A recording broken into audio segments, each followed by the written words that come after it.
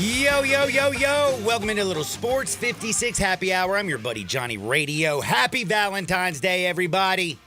I hope you are having a wonderful day. The weather is beautiful. Love is in the air. And hopefully you got a little something this morning. You know what I'm saying?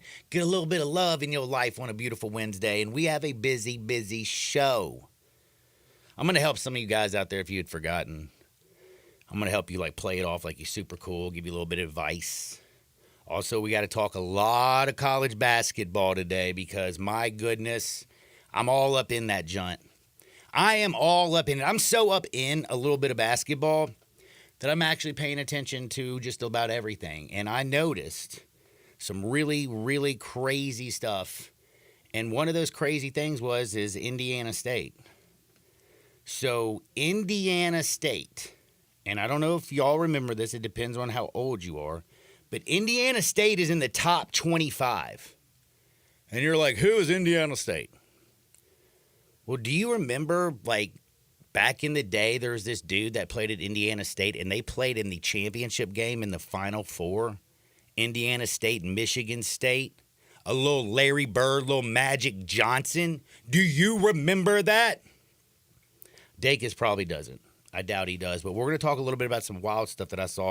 1979, by the way, the Final Four was Penn, like the Ivy League Penn, the Quakers.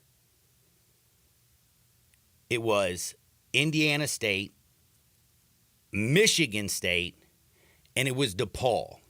And the crazy thing is that Michigan State team that won the Final Four with Magic Johnson, who was the MVP, the only top 25 team, the only team that they beat that entire season that was ranked in actually the top 10 was Indiana State.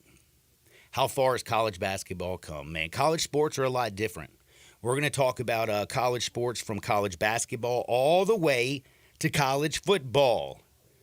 I'm sure you heard ESPN is dropping $1.3 billion annually for the college football playoff. That's right. They have that now locked up to 2031. That's $7.8 billion ESPN found after they were claiming they were poor and had to lay off a whole lot of workers, even though they brought in Pat McAfee for a ton of money. But it's a very smart business thing. I get it, man. And on the 20th, by the way, this is coming up around the corner, next Tuesday, they're going to vote on the format. And what I mean by that is the 5+ the 5 at-large bids, the 5 championship bids, they're the 5 predetermined. You're going to have, of course, the Big 10 winner, the Big 12 winner, the SEC winner, and the ACC winner. And then that 5th one will be to the best non-Power 4 conference, which could be great for Memphis, could be the American. And they're going to have 5 automatic bids. The 4 conference champs and the highest-ranked non-Power 4. They're going to get in automatically, and then you're going to have 7 at-large teams. That's what they're voting on the 20th, and that's the way it looks like it's going to go. What is that going to do? Well, one, that's great. 7 at-large bids is huge. They can go anywhere to get it. They can go grab anybody from anywhere they want to. But I was looking at it, and they're also voting on the exact format. It looks like everything's going to be the top 4 are going to get a bye. So you have the other 8 teams are going to be duking it out. So you'll have 4 games the first weekend. And then the 4 winners from the weekend prior play the 4 teams that were on bye. So you got 4 more games. Then you got your semis with 2 games. Then you got your championship. So you get 4 weeks of playoff football. 4 games, 2 games, and a championship. I'm liking it. It's going to be fun. I know that throughout this whole process, I've been worried about it watering down the regular season. I've been worried about, oh my gosh, is out the Iron Bowl every year? Michigan and Ohio State, is it going to mean that much? It basically is a playoff game. Well, basically was a playoff game, and that is the truth. But now that we've gone to the Power 4 conferences, we're opening up and expanding it. Teams like, hopefully Ole Miss can get in. I don't know. Even Memphis. I'm excited about it now. I like it. A lot of things going on in college football. Again, we're going to talk tons of college basketball, college football stuff. We also got to talk about like Alabama. Damn, man, Kalen DeBoer's not having. I mean, it's not been the easiest transition from Washington to Alabama. Lost his offensive line coach, and then his right-hand man, Ryan Grubb, is taking the job in Seattle to be offensive coordinator. And he has been with Kalen DeBoer for a long time, being his play caller and quarterback coach. They are going to make Nick Sheridan, I believe, now the OC. They're going to let him do the play calling duties. Again, Kalen DeBoer could call the plays, but being the CEO and the head football coach at Alabama is a huge, huge responsibility. So they are bringing in Nick Sheridan. I did think it was kind of shady that Ryan Grubb had known that he was going to take the Seattle job for like over a week, and he waited till the basically the 30-day transfer portal where they close and they have those 15 practices. Doesn't open back up till April, kind of locking those kids in if they wanted to jump in and jump out. I don't know, man, how I really feel about that. It is college football. I understand it. But if you have a few guys, if you have, like, you had a pretty mass exodus from Alabama right when Nick Saban left, are you going to have another one in April? Are there some guys who are basically there for Grubb? I mean, Grubb did bring a bunch of guys over there. But anyway, we got a lot of college sports to talk about. We've got some NFL to talk about. Today's the big day. And I'm not talking about Valentine's Day. Today's the parade, right? I have no idea. Yes. Is it today? Man, at least the video I saw, people were already lining up in Kansas City. If they're doing it an entire day early, well, damn. Because, they showed pictures of the streets in Kansas City, at least what I was watching. And people were showing up extremely early for the parade, which is happening, later on this afternoon. Yeah, it looks like it is today. Yeah, I was going to say, because they kind of showed it, and I was like, damn, man. The thing was, you would not believe how many young folks were down there.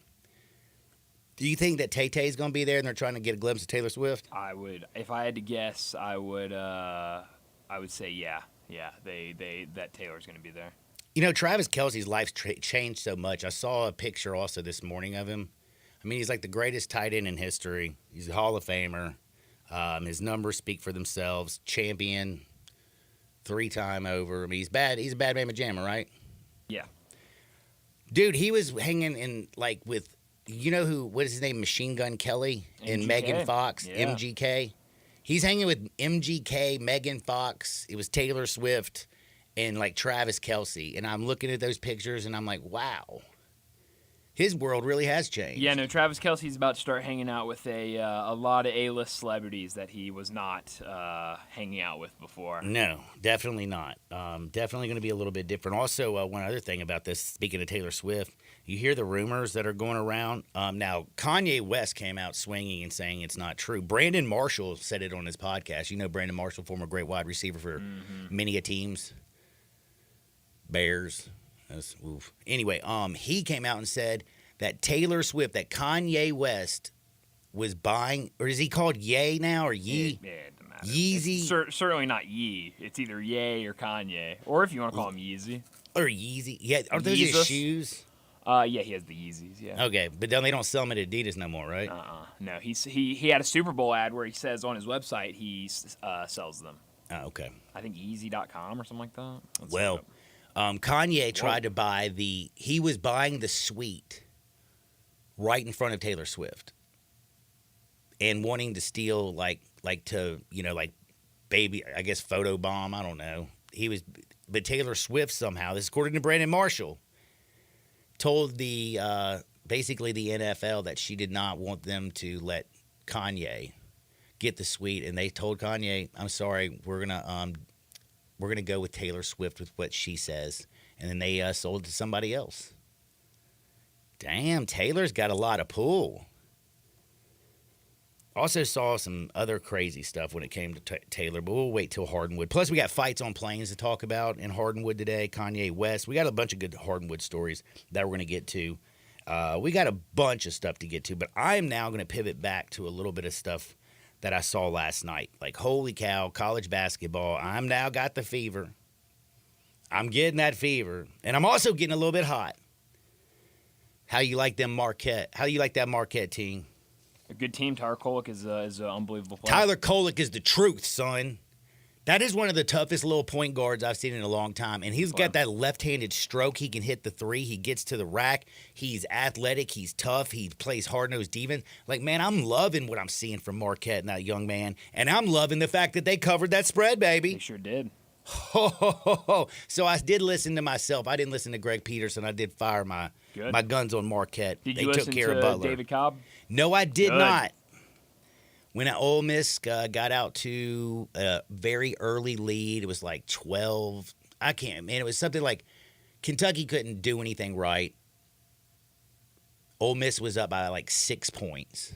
And it dropped to where Kentucky was minus 4.5 in line. And that's when I took that. Yeah, I just never had a feeling before that game started, during that game, that Ole Miss was going to cover. I know. I started 8.5. thinking about it. Also, when I was looking at the game, I realized it's the first time that Cal had his entire roster healthy this year. Yeah. All the starters were there. Yeah. They had such a plethora of talent running in and out. Rupp was absolutely buck wild. At 8 o'clock, I started getting that Rupp fever, and I was like, yeah. But I didn't touch the game until I watched it start, and then I was like, man, now Kentucky's only minus 4.5. I said, man, you got to jump on this right here. Got to. When you're getting a little bit of that love. But Kentucky had an extremely big win. But, man, the Big East is nasty. Again, Tyler Kolek is the truth. You watching the Providence game? I gave away Providence money line. You could at the end of our show, you get that at like minus 115. Then they had one of their injured players ruled that he was going to play. Shot down to like 140 at tip. Oh man, what a great game! No, I did not. And again, the Kentucky game, I actually was watching because it got so comfortable. But I also had over 140.5 because I did listen to Cobb when he came back with that. And that was in the craziest cover I've ever had, Baylor and Oklahoma. With 5.4 seconds, with 30 seconds left in the game, I needed 6 points to cover.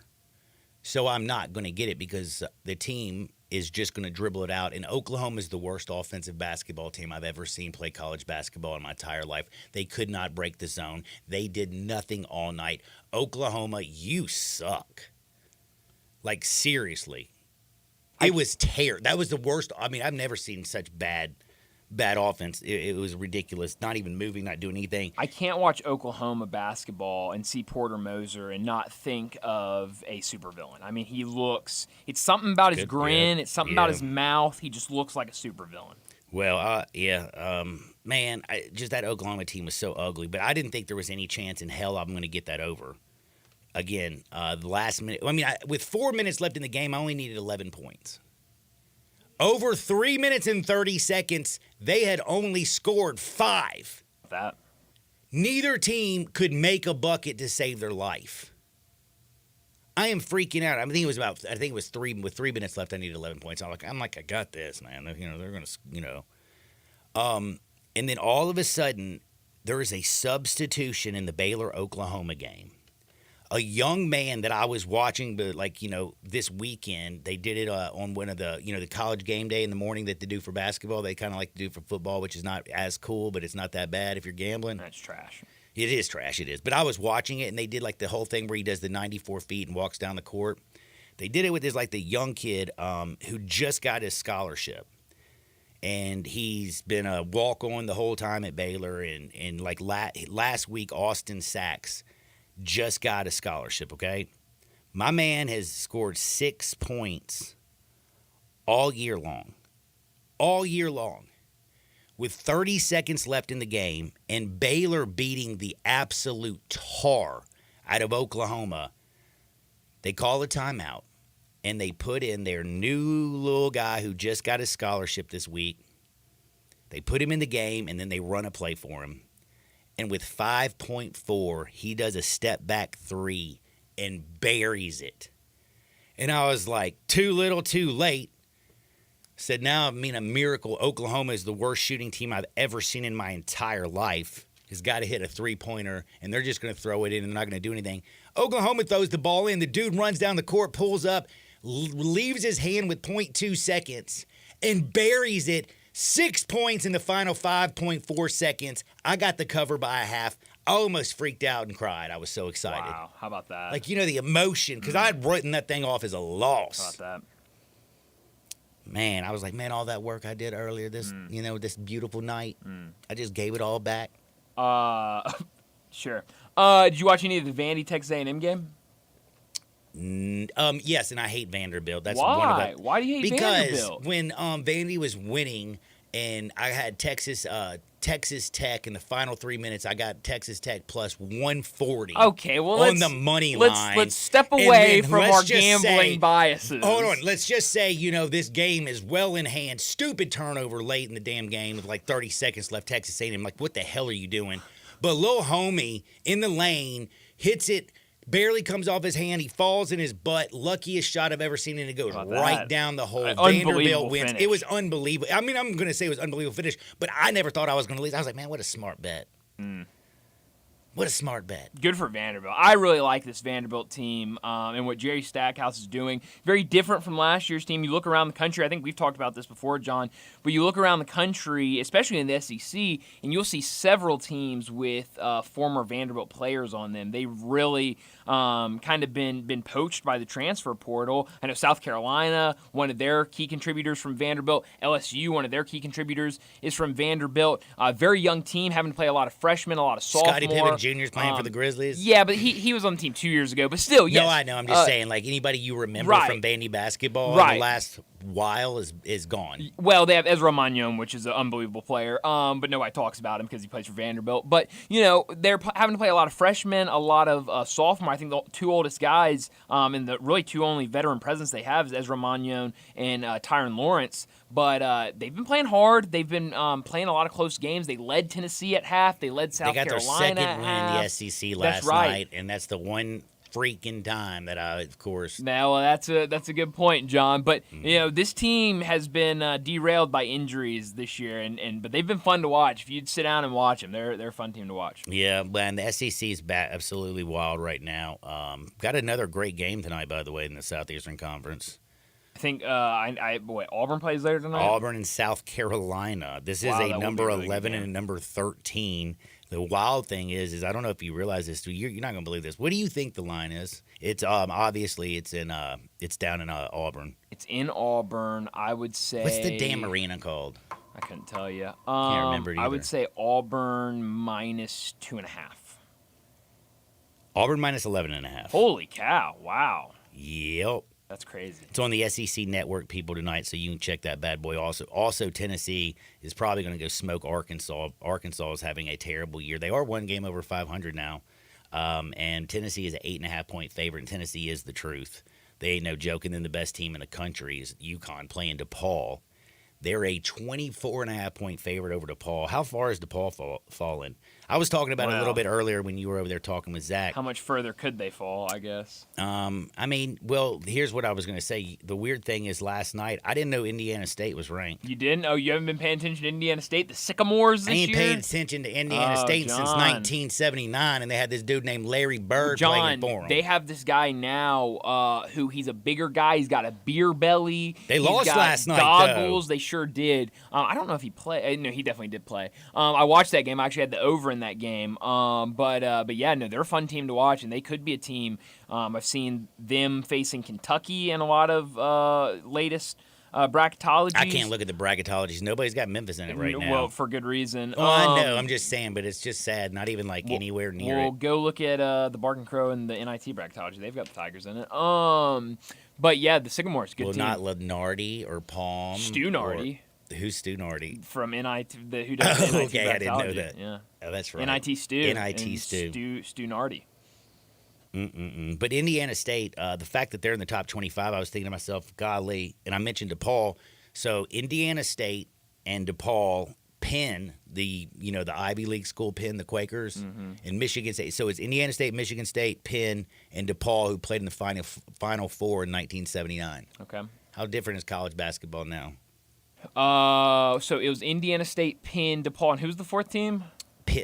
Michigan State, the champs. Okay, with Magic Michigan Johnson. State. Okay, so yeah, it's changed quite a bit. Only one of those teams and then I is believe ranked in 80, right now, and it's Magic not Michigan got State. the chip, and Bird was Rookie of the Year. How about that? So yeah, a lot has changed. But that was a long time ago. Sure has. I hope my memory. I smoked a lot of lettuce since then.